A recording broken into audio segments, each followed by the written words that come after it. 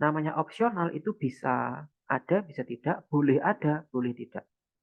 Tapi perlu Anda perhatikan elemen-elemen yang harus ada dalam sebuah skenario. Pertama elemen namanya ini, nomor ya. Saya tulis 01 gini. Ini namanya nomor adegan. Nomor adegan ini harus ada di semua skenario. Karena ini menjadi titik awal komunikasi antara sutradara dengan aktor, dengan editor, dengan seluruh kru yang lain itu ada dari nomor adegan ini. Termasuk salah satu media komunikasinya saat kita berada di lapangan itu adalah clipper ya. Mungkin beberapa dari Anda sudah akrab dengan clipper. Nah,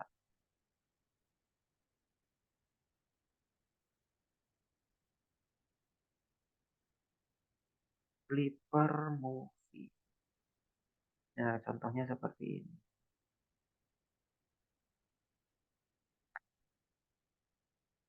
Nah, mungkin sebagian dari Anda sudah pernah melihat benda yang seperti ini. Ini namanya clipper.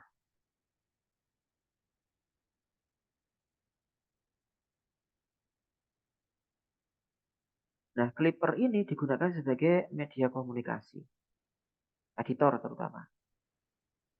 Jadi biasanya sebelum take, sebelum shot, sebelum action itu pakai clipper ini. Jadi ketahuan nanti scene-nya ini scene nomor berapa.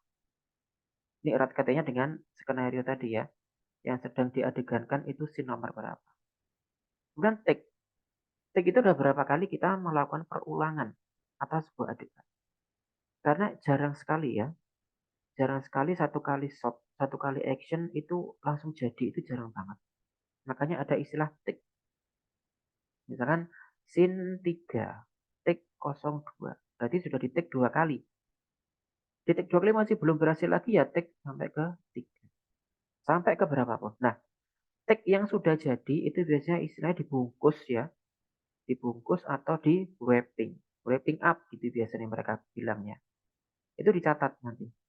Jadi scene 02, take 04. Nah, berarti nanti editor nggak perlu dia scene 02, take 1, take 2 itu kan salah. Sama editor nggak perlu diperiksa. Jadi editor langsung ke 04 atau take mana yang di web, dibungkus, yang udah jadi. Kalau dulu pakai film makanya ada istilah roll. Ada macam-macam bentuk clipper seperti ini. Salah satu kegunaan skenario ya untuk nulis-nulis di sini. Ini sebagian kecil. Kita kembali ke skenario di Microsoft Word yang ini. Tadi perkenalan tentang nomor adegan. Nah ini harus Anda tulis nomor adegan itu di sebuah skenario. Dan 1, 2, dan seterusnya. Nah setelah nomor adegan, kita memberikan ada in or X. Nah, kayak gini. Ada yang mengakhiri dengan tanda titik, ada yang dengan tanda strip. It's okay ya, sama. Yang penting Anda maksudnya paham. In atau X ini adalah setting latarnya di mana? Apakah di interior atau di eksterior? Mungkin kamu masih ingat dengan materi kita tentang lighting dan tentang audio.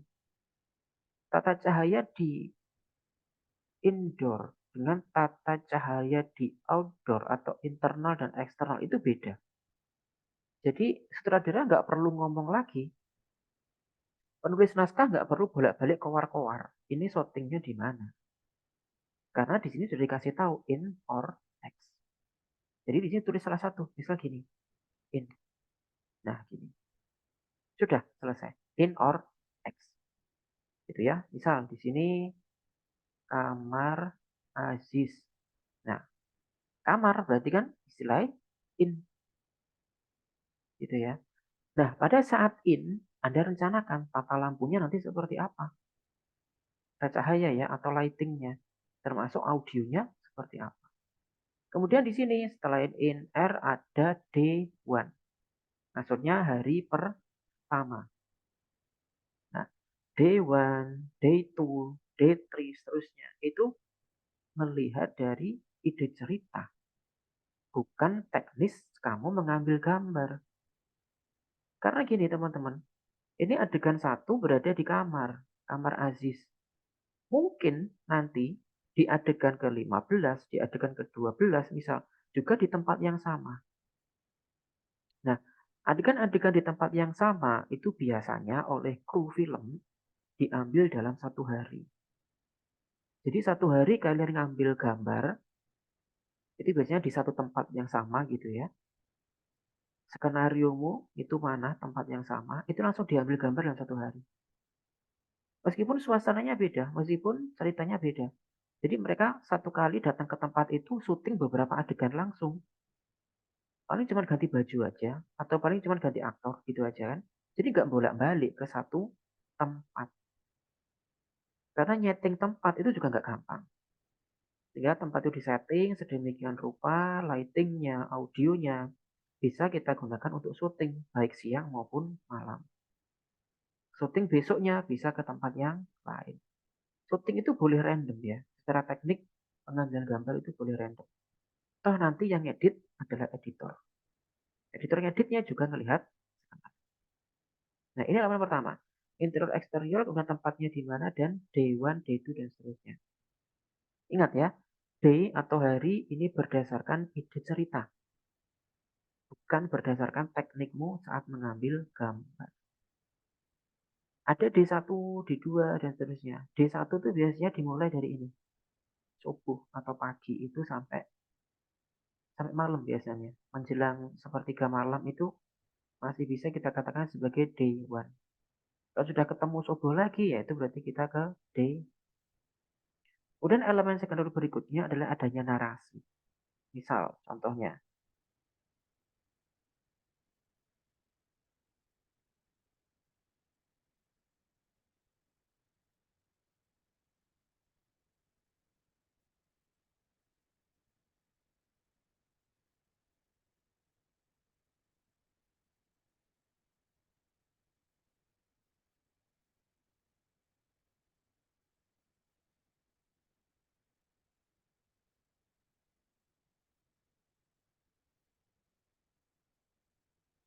Nah, langsung berupa adegan, bukan konsep lagi, teman-teman. Ingat ya, sudah bukan konsep. Tapi langsung adegan. Adegannya apa? Loh, aktornya lagi di tempat tidur misal. Apa yang dia pakai ini? Kamu boleh mendeskripsikan dia lagi pakai kaos warna putih, pakai celana pendek warna biru. Itu boleh kamu deskripsikan seperti itu. Karena sekali lagi, adegan yang kamu lakukan di situ, yang tampak di depan kamera, itu benar-benar berdasarkan dari skenario yang sudah ada. Jadi semuanya ngelihatnya skenario. Ya aktor, sutradara, kameramen, editor, semuanya ngelihat skenario. Karena dasarnya ada dari sini. Jadi elemen selanjutnya yaitu tentang narasi. Elemen selanjutnya biasanya tentang percakapan.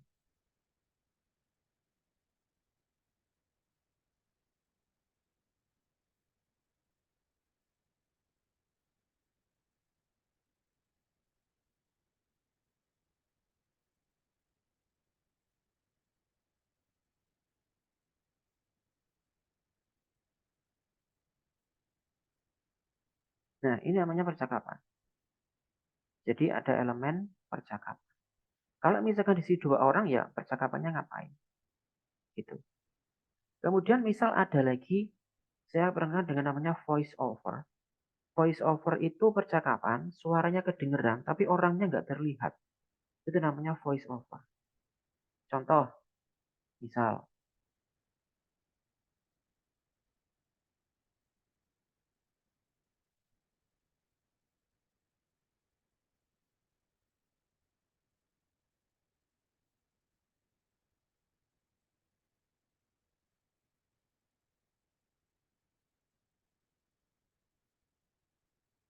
kita berikan di sini keterangan voice over. Maksudnya, suaranya tokoh Zulfan ini terdengar, suaranya ada, tapi kamera nggak ngesut ke dia. Mungkin kamera masih ngesut ke Aziz, tetapi ada suaranya dia. Mungkin di sini kita kasih Aziz menoleh. Dah gini aja. Karena ingat, karena ini voice over. Baru mungkin di sini kita kasih shot lagi, misal gini. Nah, misal seperti ini. Jadi, tokoh Zulfan ini kita sort justru pada saat dia jalan. Hanya saat dia jalan. Pada saat Zulfan itu ngomong, nggak kita sort. Nah, ini yang kita sebut dengan voice over. Tapi ini tidak semua adegan harus kalian voice over ya. Sesuaikan dengan kebutuhan. Terlalu banyak voice overnya juga lebay nanti jadinya. Nah, ini elemen-elemen skenario. Kemudian selanjutnya, di sini ada transisi, biasanya cut to. Cut to tuh ya langsung cut, langsung pindah gitu aja ke adegan berikutnya. Atau mungkin kalian di sini pakai fade in out. Ini udah pernah kita bahas ya. Atau pakai dissolve. Ingat, in out-nya fade, in out-nya dissolve itu ada alasannya. Kenapa pakai itu? Kalau misalkan nggak mau ribet pakai ini, transisi biasanya gampangnya pakai cut to gini saja. Baru kita masuk ke adegan kedua. Nah, ini misal X. Misal eksterior. Kolam renang. Misal gitu. Day 1.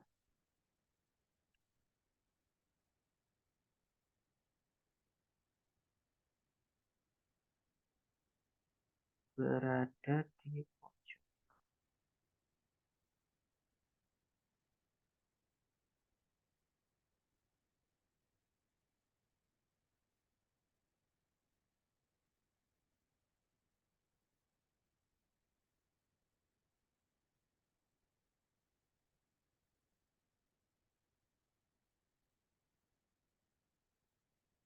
Nah, ini ya contoh X ya. Jadi berada di kolam renang. Meskipun ada ya kolam renang yang indoor, tapi di sini sudah diasumsikan bahwa kolam renangnya adalah eksternal. Nah, ini ada narasinya seperti ini. Kemudian misalkan di sini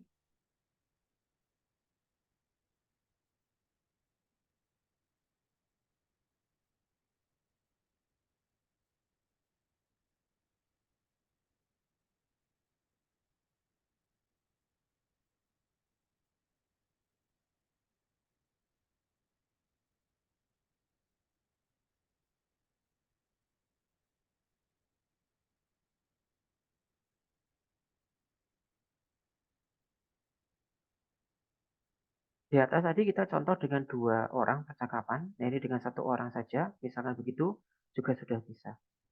Ingat per adegan itu tidak harus seperti ini. Tetapi sesuaikan dengan kebutuhanmu itu seperti apa. Sesuai dengan ide cerita yang sudah kalian susun. Ini kebetulan kita contohnya hanya dua ya.